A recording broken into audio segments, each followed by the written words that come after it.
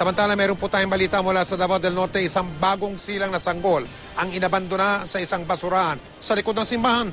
Nakatutok si Tech Ocampo ng GMA Davao. Himalang nakaligtas ang bagong silang na sanggol na babaeng ito matapos matagpuan sa isang basurahan sa likod ng simbahan noong Biyernes. Agad siyang dinala sa Davao del Norte Hospital. Ayon sa mga doktor, malusog at stable naman ang lagay ng sanggol na tinawag na Baby Hana ng mga nurse.